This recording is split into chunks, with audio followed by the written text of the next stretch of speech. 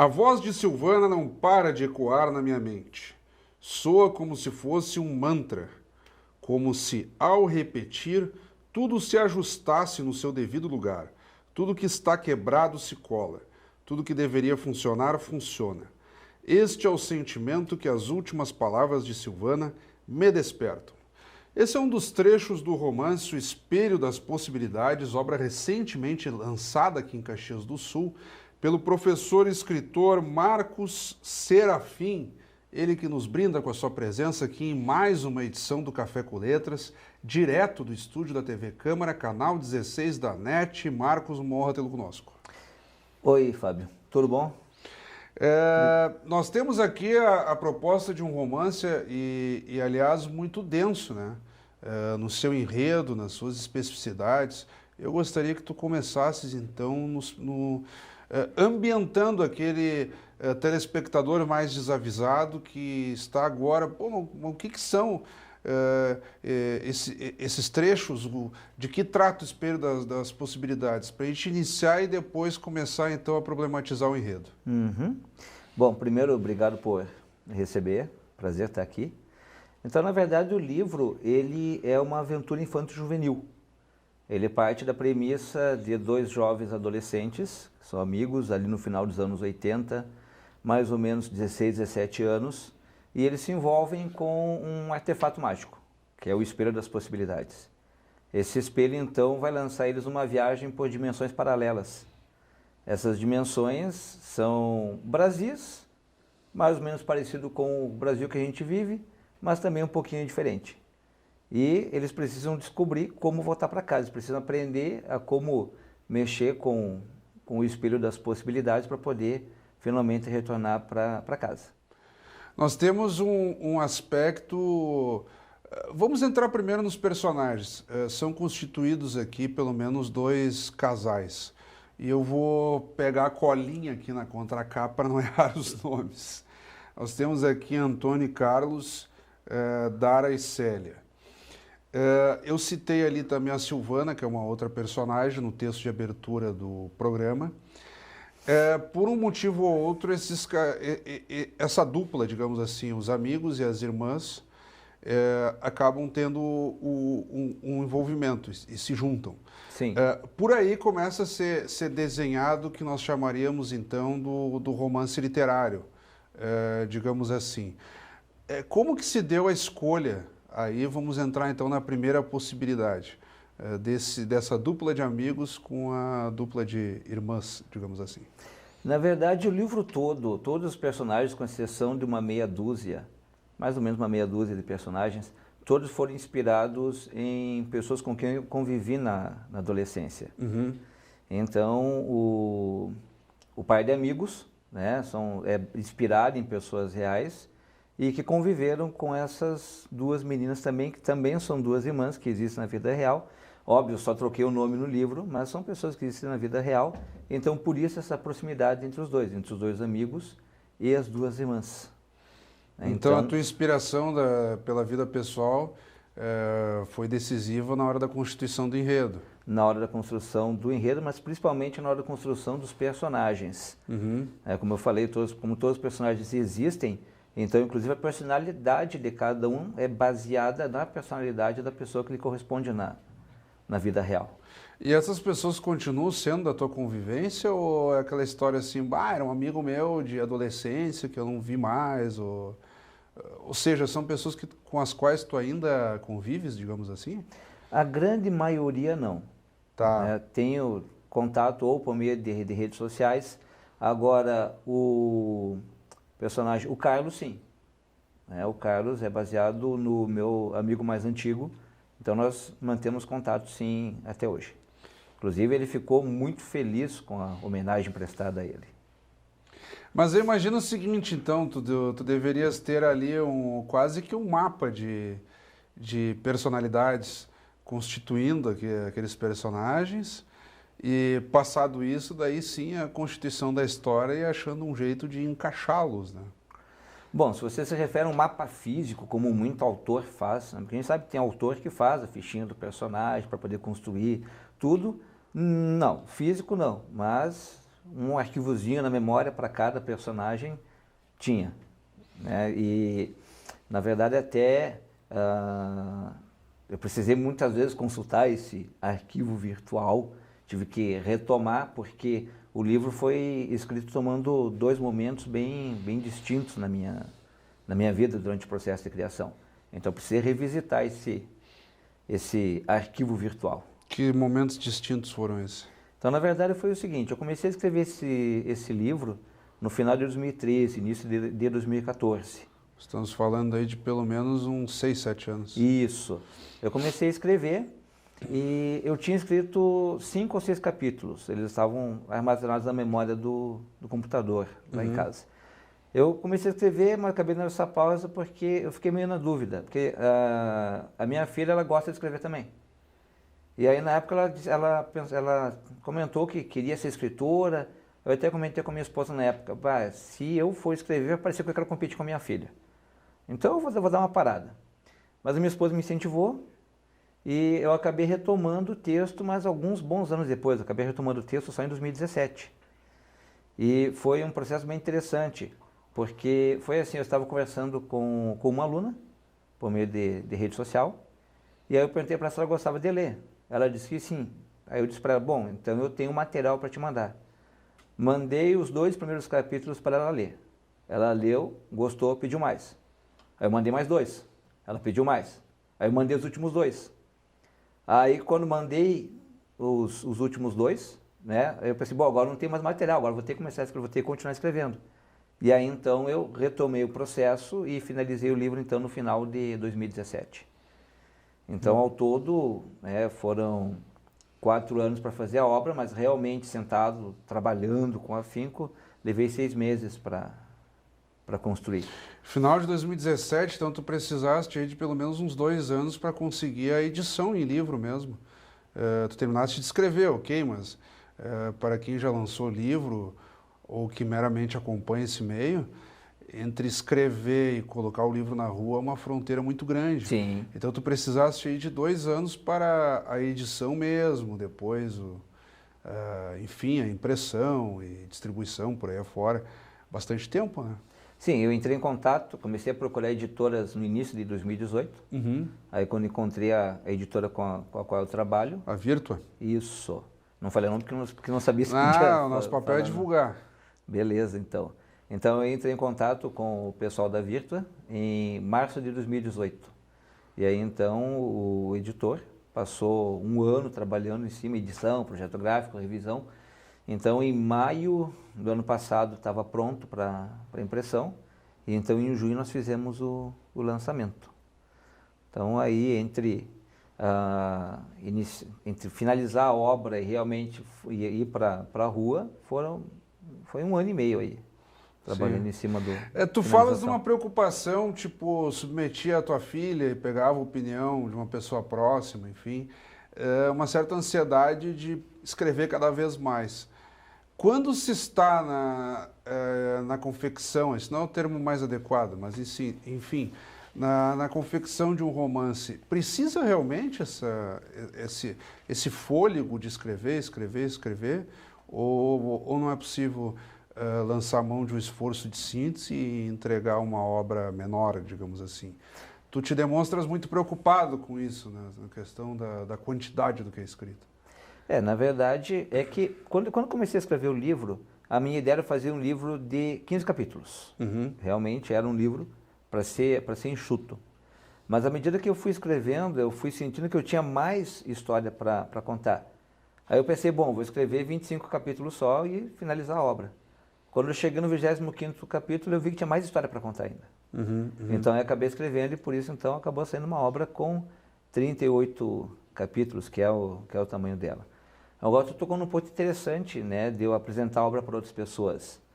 Eu segui mais ou menos o mesmo padrão que o Rick Riordan segue, né, que ele é autor da série Percy Jackson, Heróis do Olimpo. Ele tem o costume de ir escrevendo e mostrando para os alunos com quem ele trabalha, porque ele é professor também. Claro. Né? E aí vai vendo a opinião do pessoal, né, se os alunos estão gostando, não estão gostando. E eu segui mais ou menos esse padrão. Depois que o livro estava escrito, eu acabei mostrando, antes de mandar para impressão, acabei mostrando para alguns amigos chegados, né, eram adultos, mas também mostrei para outros alunos que eram adolescentes, porque na verdade o foco do livro é voltado para o adolescente, né, para fazer uma pesquisa de campo, fazer um teste prático do livro para ver se ele ia ter aceitação ou não.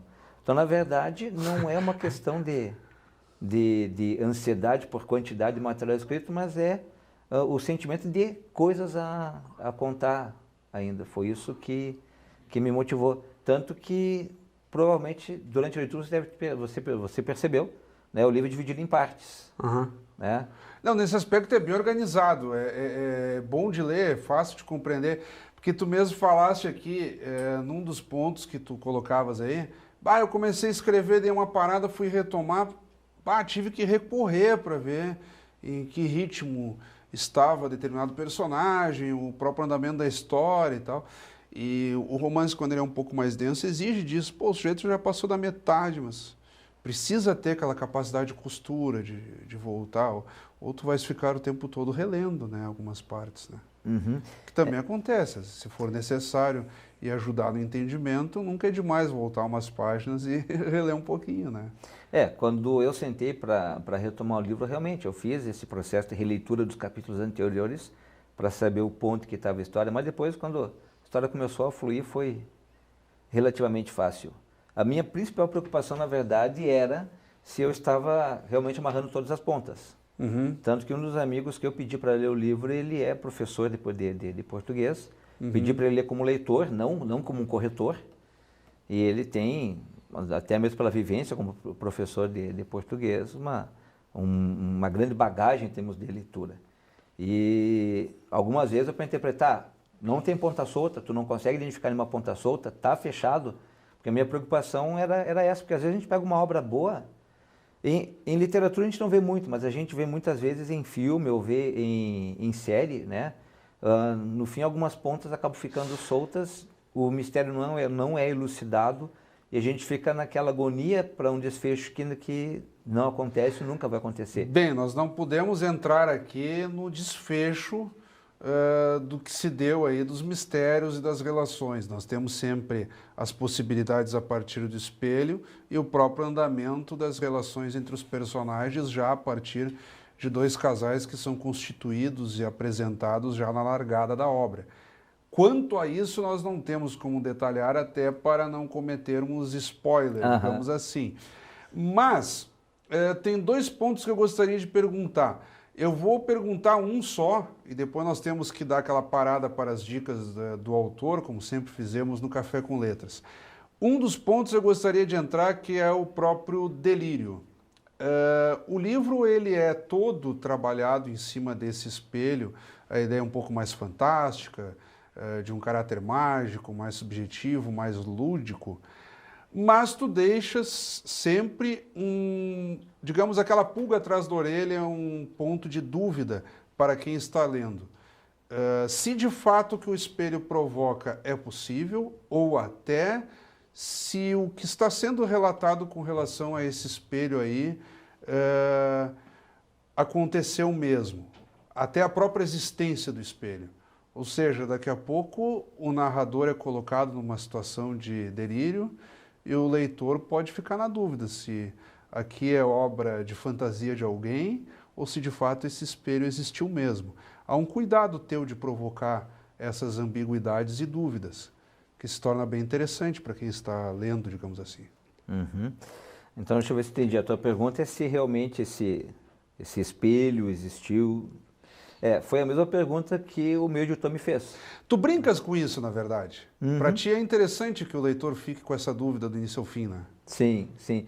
Mas na verdade não. O espelho das possibilidades, até o meu editor me perguntou se realmente era real, se existiu, se alguma coisa com que eu tinha tido contato na adolescência. Não. Na verdade não. Não existiu, então não adianta procurar, porque as pessoas não vão encontrar. O objeto espelho das possibilidades surgiu, o objeto em si surgiu como uma necessidade uma resposta a uma necessidade da narrativa. Porque inicialmente a minha ideia era escrever um livro sobre as confusões causadas por duplos. Então, por exemplo, você encontrando um duplo teu, que veio, né, de um outro universo, não se sabe de onde, e as confusões que isso causaria na tua vida. O problema é que, na minha imaginação, funcionou muito bem. Agora, quando vai transpor para o livro, para mim parecia que não ia funcionar muito bem a ideia de um duplo. Né? É algo que, pelo menos na minha concepção, funciona bem para outra mídia, como cinema, televisão. Para o livro, para mim, pelo menos, parecia que não ia funcionar legal. Então, eu precisei criar um outro elemento narrativo. Foi aí, então, que surgiu o Espelho das Possibilidades, como uma maneira de fazer os personagens, então, passarem de universo em universo e conhecerem outras vidas semelhantes às suas, mas que não são as suas. Né? Mas não é como eu já disse, não é um elemento que existe realmente né? Não é um elemento que existe na vida real. É um objeto criativo ali que precisava como uma resposta a uma necessidade do momento.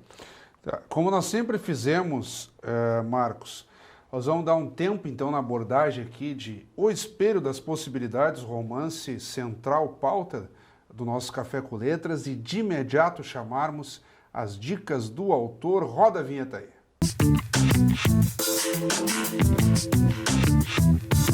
Bom, nas dicas do autor eu vou te pedir aqui, Marcos Serafim, escritor convidado desta edição, que compartilhe com quem está nos acompanhando dicas de leitura, podem ser clássicos, escritores desconhecidos, enfim, quem está nos acompanhando tem que correr atrás de quais dicas? Tá, ok. Tem um limite? Porque a lista pode ser grande. Olha, é contigo. Quanto tempo permitir? Beleza, então. Então, começando pelos clássicos, já que você falou de clássico, né? Eu recomendo 2 clássicos, que eu gosto muito, né? Do nosso escritor maior, Machado de Assis, O Alienista e também Dom Casmurro. São as minhas 2 obras preferidas do Machado de Assis. Aí nós temos Eu preciso comentar sobre a obra, não? Só... contigo. É só um recorte para dar uma quebrada. Beleza. Continuando a literatura nacional, da coleção Vagalume, temos a Lúcia Machado de Almeida, excelente escritora. Legal. Era a minha escritora favorita quando era adolescente, então dela eu recomendo O Caso da Borboleta Atília, que é um romance policial, mas é bem interessante porque envolve insetos. Né? São insetos que acabam assumindo, óbvio, características humanas, mas se passa no mundo animal. Dela ainda tem Esfarium, que eu gosto muito, é um thriller de ficção científica, envolve habilidades psíquicas, ela constrói bem os personagens, e a trilogia do Xisto, dela, que ela tem Aventuras de Xisto, que é uma novela de cavalaria, Xisto no Espaço, que é um livro de ficção científica, ficção espacial, e Xisto e o Pássaro Cósmico, que é um thriller também de ficção científica. Finalizando aí a minha lista de preferidos da literatura nacional, o Luiz Fernando Veríssimo. Qualquer livro dele que a gente pegar, a gente vai se divertir um monte, tanto faz se for romance, ou se por acaso for os livros de crônicas, tanto que eu não consigo elencar o livro preferido dele.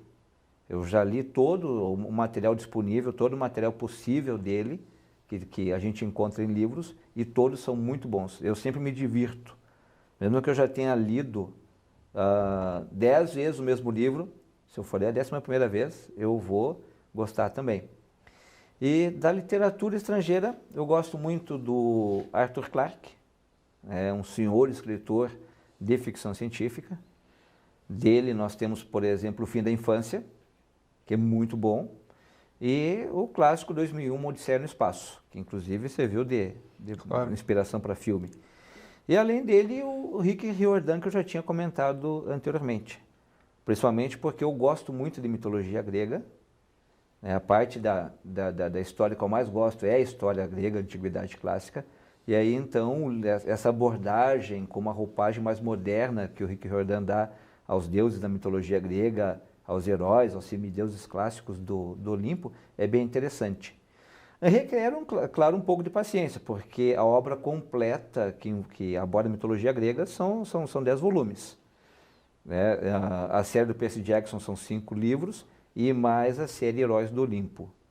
Né? Então, e é claro, né,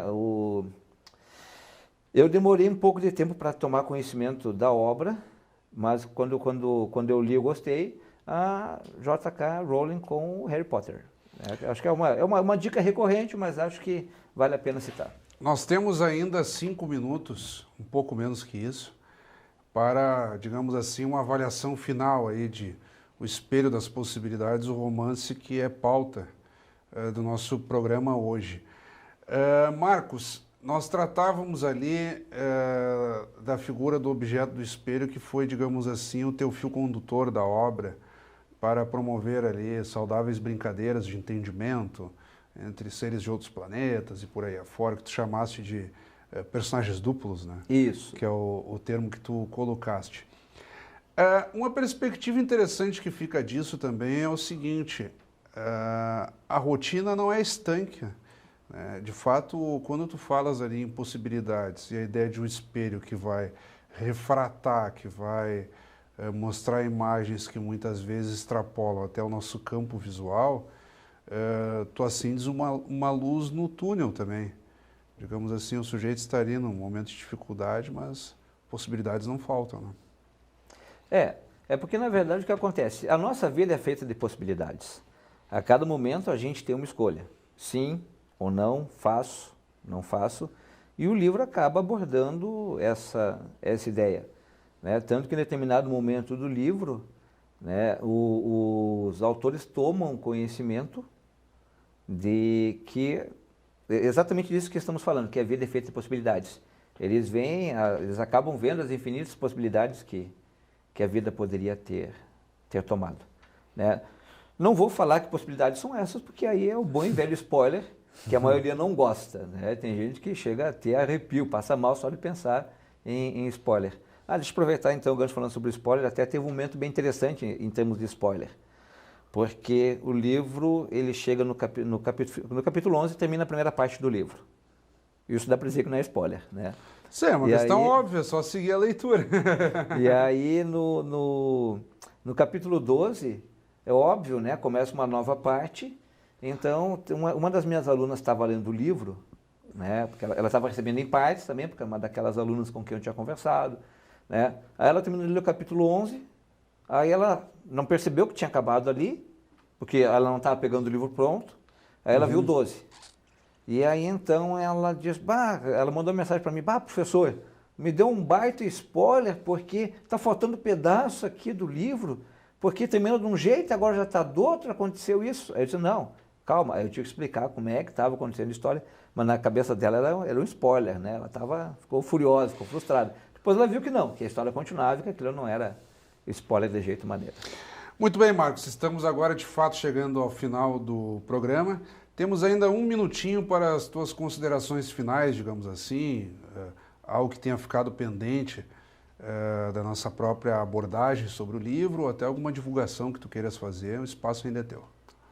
Ok, obrigado. Então, primeiro eu quero falar que o livro pode ser adquirido diretamente comigo, via redes sociais. Então pode entrar em contato comigo pelo Instagram, @realserafa, ou procurar no próprio Face, ele está com o nome, né, de O Espelho das Possibilidades mesmo, a página dele no Face. Pode também entrar em contato direto pelo meu celular, 98103-3449, então esse é o número para contato, se quiser adquirir diretamente comigo. Isso posso remeter pelo correio para qualquer canto do país. Olha aí que legal. E comentar que, na verdade, é o primeiro livro de muitos que vem. Que legal. Né? Uma coisa que eu quero frisar, que eu acabei esquecendo então durante a nossa conversa, eu resolvi no livro explorar um nicho que, pelo menos, meu conhecimento não é tão explorado, porque a gente já viu livros que exploram o universo da magia, onde o indivíduo é treinado para ser mágico e vai mexer com magia. Claro. Né? E esse livro não, são dois indivíduos que não sabem nada de magia. E acabam entrando em contato São surpreendidos. Exatamente, aí eles têm que aprender aos trancos e barrancos como mexer. Para mim, é um nicho inexplorado. Muito bem. Eu tenho um outro livro que eu comecei a escrever, também mais ou menos nessa linha, nesse nicho. Ele, no momento, eu precisei parar por causa de um curso em termos de especialização profissional que eu resolvi fazer, mas logo ele está saindo também. Né? Eu já adianto o nome, chama-se O Olho de Ra, E também mais ou menos essa linha, né? O indivíduo ele encontra uma joia, que é um objeto mágico, que é o olho de Ra, e também também tem alguns mistérios que ele precisa resolver para aprender a usar direitinho o objeto. Bem, então já fica o convite para que daqui a alguns meses, ou até ano que vem, enfim, quando este novo livro for lançado, tu retornes aqui para compartilhar conosco. Com Mais certeza. uma vez, muito obrigado. Eu que agradeço. Obrigado. Acabamos de conversar então com o professor e escritor Marcos Serafim, ele que nos brindou aqui com o romance O Espelho das Possibilidades, pauta do Café com Letras desta semana. Como sempre, também convidamos a todos que continuem acompanhando a nossa programação. Até o nosso próximo encontro.